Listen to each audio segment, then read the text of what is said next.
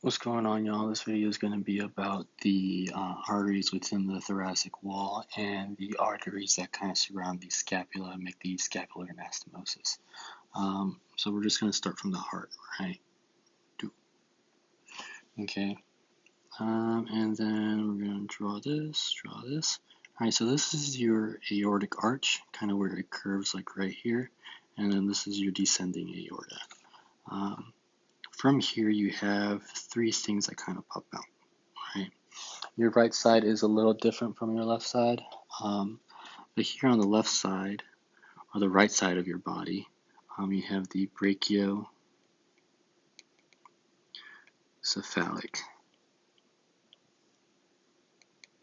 artery, right? And then we have your carotid, and then also your subclavian.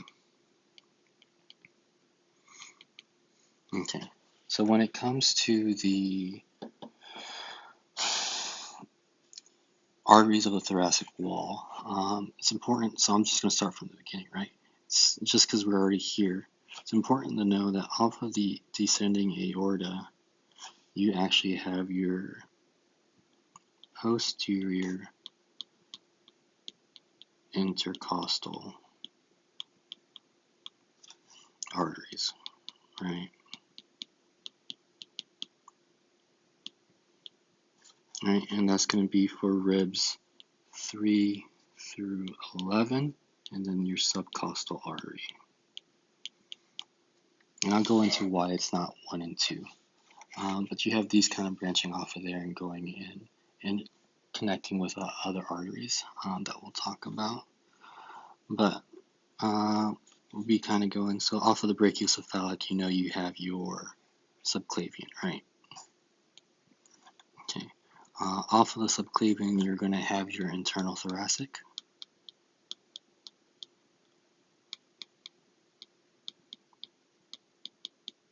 Okay. You're going to have your supreme intercostal. Okay. And the supreme intercostal, it doesn't just branch off of the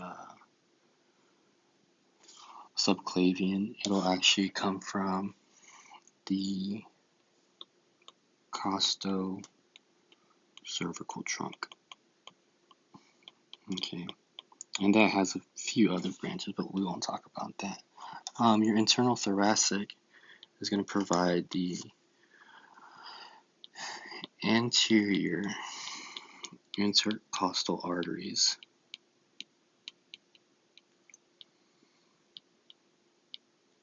for 1 through 6. Okay, your supreme intercostal is going to supply the posterior intercostal arteries for 1 and 2. And that's why back here we only have it from 3 to 11. All right. Your internal thoracic artery, right? Once it hits the end of the sternum, it's going to go down, and this is just a good bit to know, but it'll turn to your superior thoracic. Or not superior thoracic, superior epigastric artery.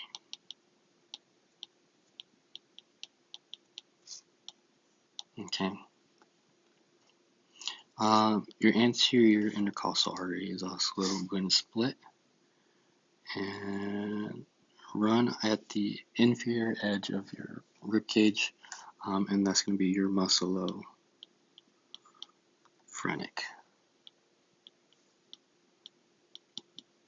artery. Okay.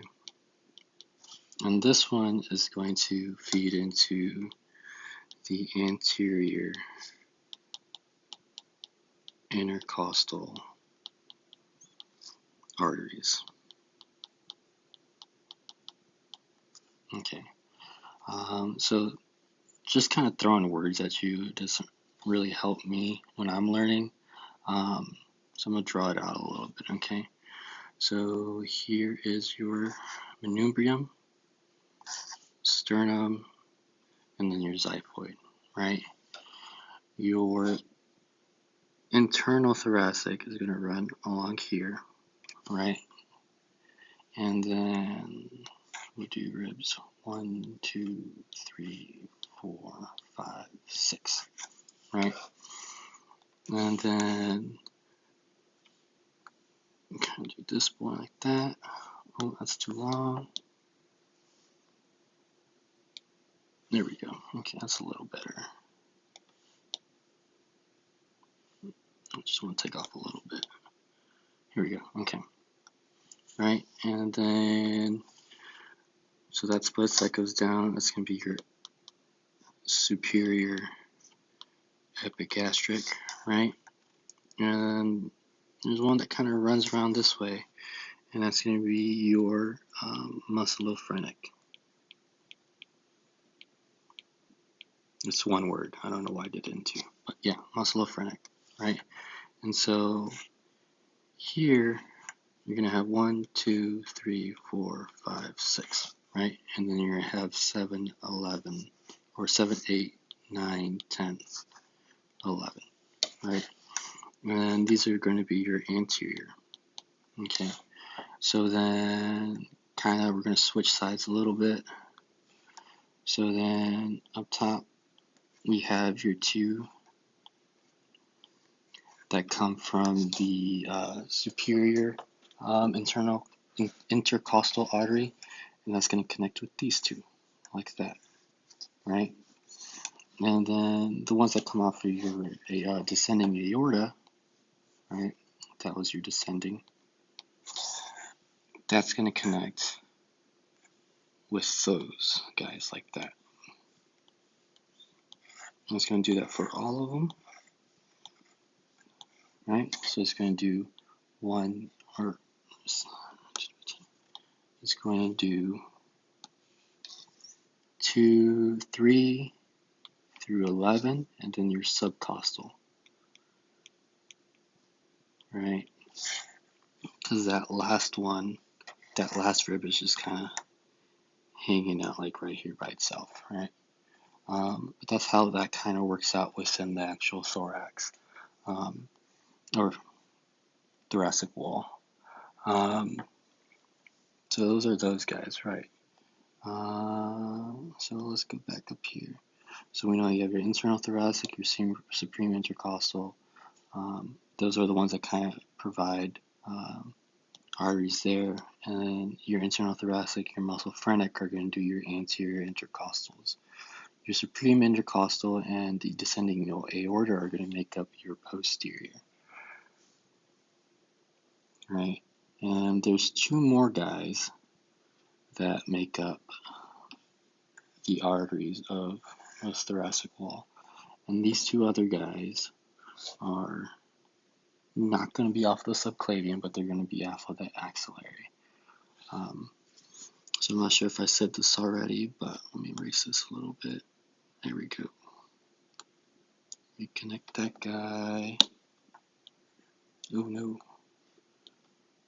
Here we go. Okay. Where were we? Okay. So after it passes the first rib, right, it's going to turn into your axillary artery. Okay. And then, just so you guys are aware, your axillary artery changes to your brachial after it passes the teres major. But we'll get into that a little later. But the two main ones that come off the axillary for your thoracic wall are going to be your superior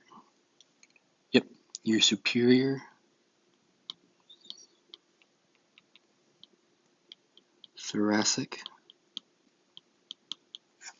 and your lateral thoracic.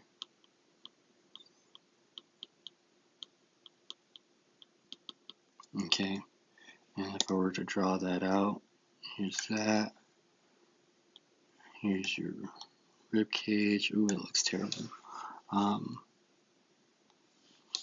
But your lateral is going to kind of come, or your superior is going to come this way, and then your lateral is going to be a little more lateral, as the name states. But those are the ones for the thoracic wall. But let's talk about the scapular anastomosis. Okay. Oh, alright, so we know from the aortic arch we'll have your brachiocephalic, right?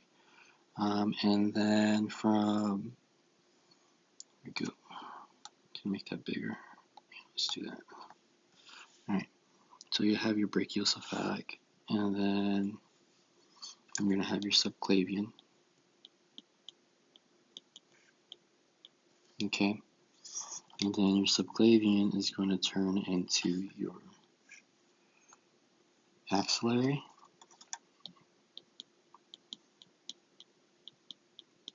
Right? And then it's going to turn into your brachial. Okay. So off of the subclavian, you're going to have two main guys that are going to pop off and become part of the scapular anastomosis. You have your suprascapular artery and your dorsal scapular artery. And that dorsal scapular artery has a couple different names, I think like 2 or 3, but I'm just going to stick with dorsal scapular artery. So if we go into your axillary, you're going to have 2 that come off of here, right? You're going to have your circumflex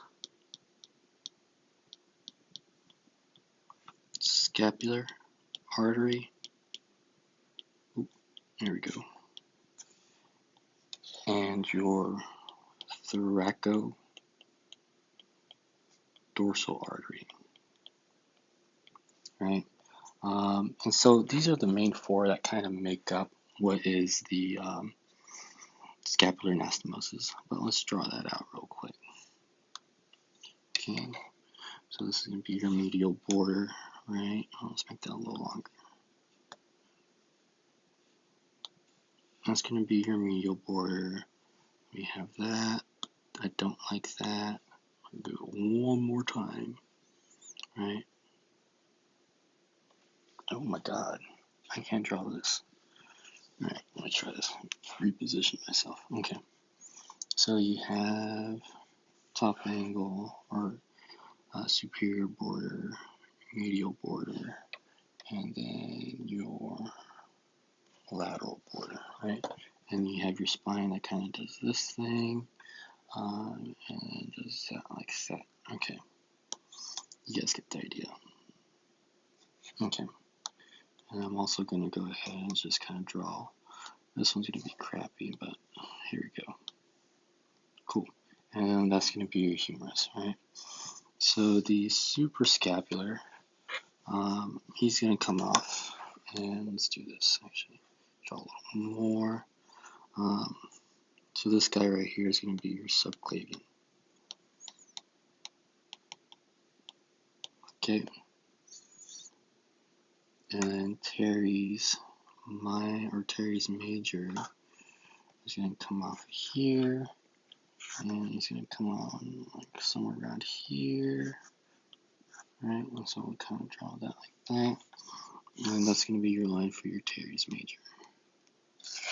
And your subclavian is going to come this way, and once it passes here, that's where we see that change to the brachial. Okay. Alright, here we go. So your suprascapular, it's going to pop off here, come this way, and it's going to run under that little gap that's under the spine of the scap and kind of do this thing like this. It's going to create that, right? Your dorsal scapular is going to run medially on here. Okay, and it's going to do this kind of like that. Okay, and it's also going to have its little thingies in there, right? Off of the your axillary, right? Ooh, this is worse. Erase that one. There you go, that's better. All right. Off of your axillary, you're going to have your circumflex and your thoracodorsal, right? So your circumflex is going to run this way, kind of connect with your suprascapular, and then your thoracodorsal is going to run this way and kind of connect down here, and it's also going to have little things going like that, right? So this one is suprascapular.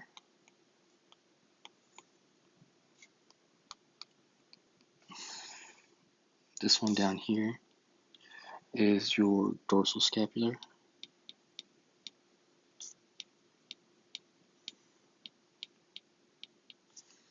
Okay.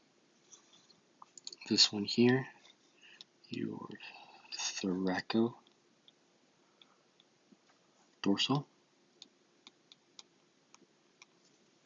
And then this guy right here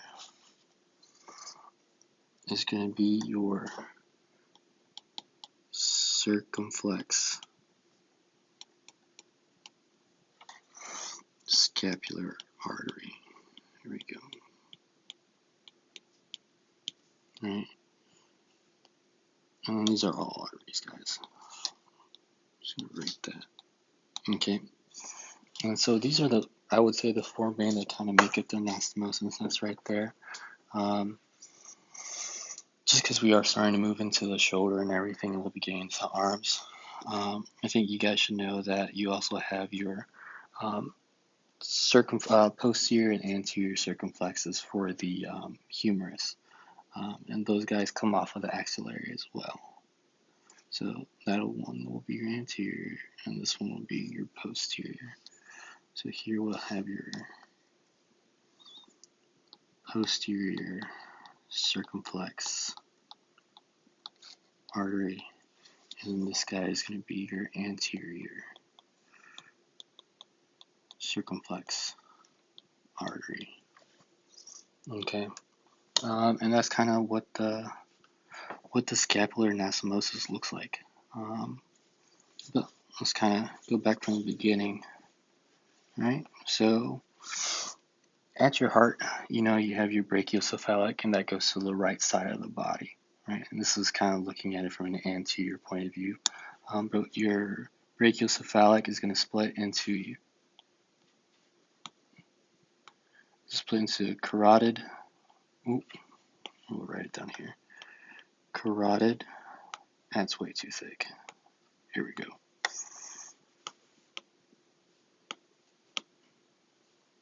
Okay. Your carotid and your subclavian. Connect that. There we go. Subclavian. Okay. Right. But this is kind of going to the left side of the body.